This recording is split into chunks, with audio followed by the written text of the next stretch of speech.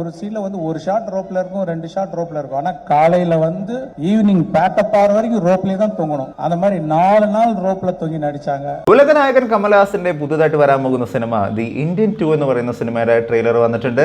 ട്രെയിലറിനെ കുറിച്ച് റിയാക്ട് ചെയ്യാനായിട്ടും ഡീകോഡ് ചെയ്യാനായിട്ടും ഒരുപാട് കാര്യങ്ങളുള്ള ഒരു സിനിമയാണെന്നൊരു കാര്യം എല്ലാവർക്കും അറിയാവുന്ന ഒരു കാര്യമാണ്. കാരണം 1996 സിനിമ ഇറങ്ങിയേക്കുന്ന സമയത്ത് ഉണ്ടാക്കിയേക്കുന്ന ഓളത്തിനെ കുറിച്ചൊക്കെ കൂടുതൽ പറയേണ്ട ആവശ്യമില്ല. ഞാൻ 90s കിഡ് അല്ലാത്തതുകൊണ്ട് എനിക്ക് അതിനെക്കുറിച്ച് കൂടുതൽ പറയാനായിട്ട് അറിയില്ലെങ്കിലും ഞാൻ ഒരുപാട് കേട്ടിട്ടുണ്ട്. ഈ സിനിമ അന്നുണ്ടാക്കിയേക്കുന്ന ഒരു ഓളം എന്ന് പറയുന്നത് മാസങ്ങളോളം തമിഴ് സിനിമ ഇൻഡസ്ട്രിയിൽ തമിഴ്നാട്ടിലുള്ള പല തിയേറ്റേഴ്സിലും ഹൗസ്ഫുൾ ഷോസ് ആയിരുന്നു ആ കാലഘട്ടത്തിൽ ഉണ്ടായിരുന്നത് എന്നുള്ളൊരു കാര്യമായിരുന്നു ഞാൻ കേട്ടായിരുന്നത്. സോ അത്രയും വലിയൊരു ക്യാൻവാസി വന്നേക്കുന്ന അത്രയും വലിയൊരു സിനിമയായിരുന്നു ഒരു സിനിമയുടെ സെക്കൻഡ് പാർട്ട് വരുന്ന സമയത്ത് ഫസ്റ്റ് പാർട്ടിനോട് നീതി പുലർത്തിയിട്ടുണ്ടോ എന്നുള്ളൊരു കാര്യം കൂടി ഒരു ചോദ്യമാണ്. നമുക്ക് എന്തായാലും കണ്ടോക്കാം. എല്ലാ പ്രേക്ഷകർക്കും പുതിയ വീഡിയോയിലേക്ക് സ്വാഗതം. എൻ്റെ പേര് ഡൊണാൾഡ് എന്നാണ്. So welcome back to today's video.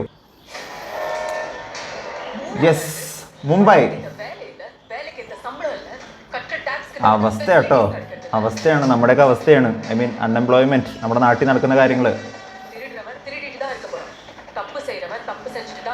സത്യം, തെറ്റ് ചെയ്യുന്നവൻ തെറ്റ് ചെയ്തുകൊണ്ടേയിരിക്കും.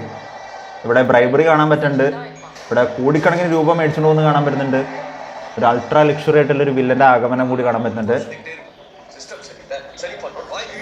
സിദ്ധാർത്ഥിൻ്റെ ക്യാരക്ടർ ഞാൻ മനസ്സിലാക്കിയിട്ടുള്ള ഒരു YouTuber or some kind of social media influencer ആണ്.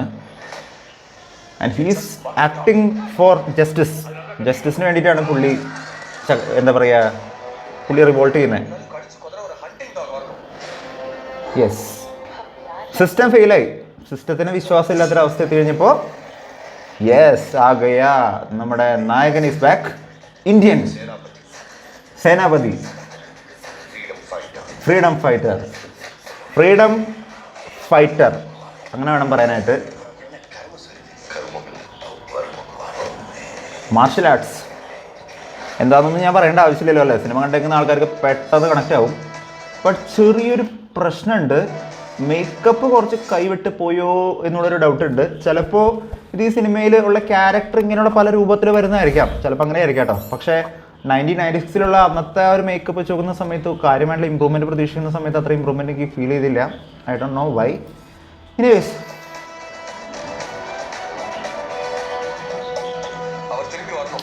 He must come back. അപ്പോൾ ഹാഷ്ടാഗ് ഇട്ടിട്ട് പുള്ളിനെ തിരിച്ചു വിളിക്കുന്നതായിട്ട് കാണാൻ വരുന്നത്. യെസ്, പേടി വരണം, പേടി, തെറ്റ് ചെയ്യാതിരിക്കാനുള്ള പേടി.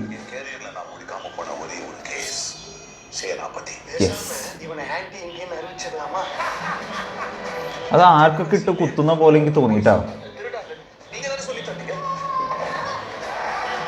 കുറേ പേര് മരിക്കുന്നുണ്ട്, വീഴുന്നുണ്ട്. അനിരുദ്ധ് മ്യൂസിക്, പാട്ട് കിട്ടുക കേട്ടോ പുള്ളിയുടെ. റഹ്മാൻ്റെ അടിപൊളിയാണ്, അല്ലാന്നല്ല, പുള്ളി ലെജൻഡാണ്. But he was also nice.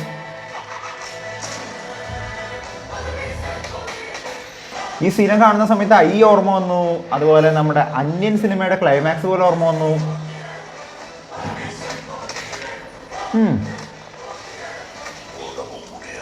Zero tolerance. Yes yes yes.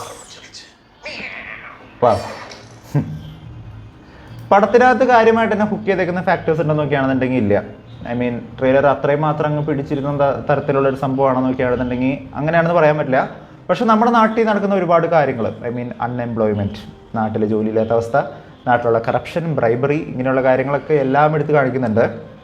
കഥ എല്ലാവർക്കും ഗസ് ചെയ്യാനായിട്ട് പറ്റിയിട്ടുണ്ടാവും. സംഭവം വളരെ സിമ്പിളാണ്.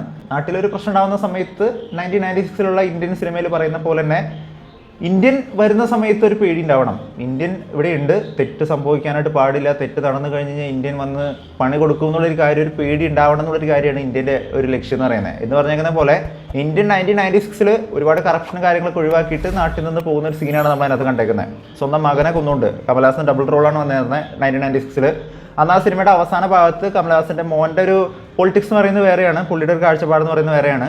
രണ്ടുപേർക്ക് രണ്ട് ആശയമായതുകൊണ്ട് തന്നെ അവസാനം കമൽഹാസനെ തന്നെ നമ്മുടെ അച്ഛൻ കമൽഹാസൻ, അതായത് സേനാപതി എന്ന് പറയുന്ന കമൽഹാസൻ കൊല്ലുന്നു. അതിനുശേഷം നാട് വിട്ടു പോകുന്നു. ശരിക്കും ഒരു ബോംബ് ബ്ലാസ്റ്റിനകത്ത്, പ്ലെയിൻ ക്രാഷിനകത്ത് മരണപ്പെട്ടു എന്നുള്ളൊരു കാര്യമായിരുന്നു പോലീസടക്കം വിചാരിച്ചിരുന്ന ഒരു കാര്യം എന്ന് പറയുന്നത്. പക്ഷേ പിന്നീടാണ് മനസ്സിലായത് കമലഹാസൻ്റെ ഈ സേനാപതി എന്ന് പറയുന്ന ഇന്ത്യൻ എന്ന് പറയുന്ന ക്യാരക്ടർ മരിച്ചിട്ടില്ല, അയാൾ മലേഷ്യയിലേക്ക് ചാടിപ്പോയി എന്നുള്ളൊരു കാര്യം പിന്നീടാണ് മനസ്സിലാക്കുന്നത്. ഇന്ത്യക്ക് സാവേ കിടയാതെ എന്ന് പറഞ്ഞിട്ടാണ് ഈ സിനിമ അവസാനിക്കുന്നതും എൻ്റെ ഫസ്റ്റ് പാർട്ട്. അവിടെ നോക്കുകയാണെന്നുണ്ടെങ്കിൽ വീണ്ടും കറപ്ഷനുകൾ കാര്യങ്ങളൊക്കെ നീണ്ട 28 വർഷങ്ങൾക്ക് ശേഷം നാട്ടിലുള്ള കറപ്ഷനും കാര്യങ്ങളൊക്കെ വീണ്ടും കൂടി പെരുകി കഴിഞ്ഞ് കഴിഞ്ഞപ്പോൾ ഈ സിസ്റ്റത്തിനൊന്നും ചെയ്യാൻ പറ്റില്ല എന്നുള്ളൊരു കാര്യം മനസ്സിലാക്കി കഴിഞ്ഞപ്പോൾ സിസ്റ്റത്തിന് വില കൊടുത്ത് മേടിച്ചിട്ടുണ്ടാവാം, സിസ്റ്റത്തിനെതിരെ പോരാടാൻ പറ്റാത്തൊരവസ്ഥയിലോട്ട് എത്തിയിട്ടുണ്ടാവാം. നാച്ചുറലി വർഷങ്ങൾക്ക് മുമ്പുള്ള ആ ഒരു ഇന്ത്യൻ എന്ന് പറയുന്ന ഒരു ക്യാരക്ടറിനെ തിരിച്ചു വിളിക്കാനായിട്ട് ഒരുപാട് ഹാഷ്ടാഗുകളും മറ്റൊക്കെ യൂസ് ചെയ്യുന്നു, പുതിയ type of social media use ചെയ്തുകൊണ്ട്.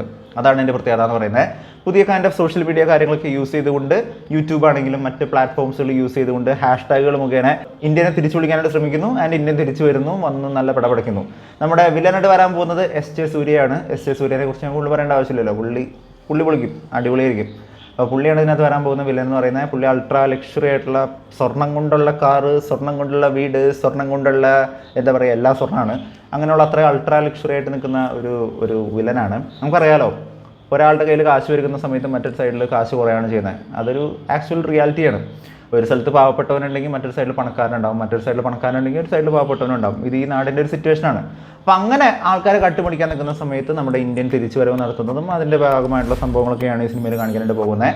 എനിവേസ് മേക്കപ്പ് എനിക്ക് വളരെ ബോറായിട്ട് തോന്നി. ആൻഡ് ഒപ്പം തന്നെ ഇതിനകത്ത് വരുന്ന മ്യൂസിക്, അനിരുദ്ധിൻ്റെ ആ ഒരു പാര എന്ന് പറയുന്ന ഒരു പാട്ടുണ്ട്, കേൾക്കാത്തവർക്ക് കേൾക്കാം, എല്ലാവരും കേട്ടിട്ടുണ്ടാവും ഒരു പാട്ട്. റഹ്മാൻ്റെ പോലത്തെ ഒരു മ്യൂസിക് കമ്പോസർ ചെയ്തേക്കുന്ന ഒരു പാട്ടാണ്. ശരിക്കും നല്ല പാട്ടായിരുന്നു കേട്ടോ, നമുക്ക് ഉള്ളായിരം പറയേണ്ടി പറ്റില്ലല്ലോ. റഹ്മാൻ അല്ല, അതിന് പകരം അനിരുദ്ധാണ് ചെയ്തേക്കുന്നതെന്ന് പറയുന്ന സമയത്തും ഒരുപാട് സോഷ്യൽ മീഡിയയിൽ മറ്റൊക്കെ ഉണ്ടായിരുന്നു, ആ ലെജൻഡ് പോയി ഇനിയൊന്നും ഉണ്ടാവില്ല എന്നൊക്കെ പറയുന്ന സമയത്തും പാറ എന്ന് പറയുന്ന ഒരു പാട്ടൊക്കെ നല്ല രസമുള്ള ഒരു ഫീലുള്ള പാട്ടായിരുന്നു. ആൻഡ് താത്ത എന്ന് പറയുന്ന ഒരു പാട്ടുണ്ടായിരുന്നു. പുള്ളി എനിക്ക് പാട്ടിൻ്റെ ലിറിക്സ് കറക്റ്റായിട്ട് അറിയില്ല, പാട്ടൊക്കെ നന്നായിരുന്നു. പക്ഷേ ഇതിനകത്ത് വന്നേക്കുന്ന BGMs എനിക്ക് അത്ര അങ്ങോട്ട് ഇഷ്ടപ്പെട്ടില്ല. Not satisfied. അതിന് ഇതിനകത്ത് കുറേ ഗിമിക്സുകൾ കാണിക്കുന്നുണ്ട്. ഒരു നടി വരുന്നുണ്ട്, അവരുടെ ഡാൻസ് അത് ഇതെന്ന് പറഞ്ഞ് കാണിക്കുന്നുണ്ട്. ഇതൊക്കെ ഔട്ട്ഡേറ്റ് ആയി പോയില്ല എന്നുള്ളൊരു തോന്നൽ എനിക്കുണ്ട്. എനിവേസ് അടുത്ത മാസം ജൂലൈ 12-ാം തീയതിയാണ് സിനിമ റിലീസ് ചെയ്യാനായിട്ട് പോകുന്നത്. സിനിമ ഇറങ്ങി കഴിഞ്ഞിട്ട് ബാക്കി കാര്യങ്ങൾ പറയാം എങ്ങനെയുണ്ടെന്നുള്ളൊരു കാര്യം. ഭയങ്കരമായിട്ടുള്ള പ്രതീക്ഷ ഞാൻ വെക്കുന്നില്ല. പക്ഷേ ഒരു കാലഘട്ടത്തിൽ ആ കാലഘട്ടം അങ്ങ് തൂത്തടിച്ചേക്കുന്നൊരു പടം എന്ന് പറയുന്ന സമയത്ത് അതിൻ്റെ ഒരു സെക്കൻഡ് പാർട്ട് വരുമ്പോൾ എന്തെങ്കിലുമൊക്കെ ഇല്ലാതിരിക്കില്ലല്ലോ അല്ലേ? അങ്ങനെയാണല്ലോ അതിൻ്റെ ഒരു ഇതെന്ന് പറയുന്നത്. തേർഡ് പാർട്ടിനകത്തായിരിക്കും കാജൽ അഗർവാൾ ഉണ്ടാവുക എന്നുള്ളൊരു കാര്യം കൂടി ഞാൻ എടുത്തു പറയാണ്. കാരണം ചില ആൾക്കാർ പുള്ളിക്കാരിനെ കാണാനായിട്ട് പോകുന്നവരോട് ഞാൻ പറയാണ്, കാജൽ അഗർവാൾ ഈ ഒരു പാർട്ടിനകത്ത് ഉണ്ടാവില്ല എന്നുള്ളൊരു കാര്യം ഇപ്പോൾ ശങ്കർ സാർ തന്നെ എടുത്ത് പറഞ്ഞിട്ടുണ്ട്. ആൻഡ് യെസ്, അപ്പോൾ ബാക്കി കാര്യങ്ങൾ കണ്ടന്നെ അറിയാം. എന്താണ് നിങ്ങളുടെ അഭിപ്രായം എന്നുള്ളൊരു കാര്യം താഴെ വന്ന് കമൻറ്റ് ചെയ്യുക. വീഡിയോ ഇഷ്ടപ്പെട്ടെങ്കിൽ വീഡിയോ ലൈക്ക് ചെയ്യുക, വീഡിയോ മാക്സിമം പേരോട് ഷെയർ ചെയ്യുക. ചാനൽ ഇഷ്ടപ്പെടുന്നുണ്ടെങ്കിൽ സബ്സ്ക്രൈബ് ചെയ്യുന്ന കാര്യം പരിഗണിച്ചേക്കുക. തൊട്ടടുത്തുള്ള ബെലൈക്കൺ കൊടുത്ത് മർത്തിക്കുകയാണെന്നുണ്ടെങ്കിൽ നമ്മുടെ കൽക്കിയുടെ ഡീകോഡിംഗ് നാളെ നമ്മൾ ചെയ്യുന്നതായിരിക്കും. അത് നാളെ നമ്മൾ എന്തായാലും ചെയ്യുന്നതായിരിക്കും. കുറച്ച് തിരക്കുകളിലായി പോയി. സോ അതിനായിട്ട് ചാനലൊന്ന് സബ്സ്ക്രൈബ് ചെയ്ത് വെച്ചേക്കുക. മറ്റൊരു വീഡിയോ ആയിട്ട് വീണ്ടും വരുന്നവരെ it's been all's bye signing out. By.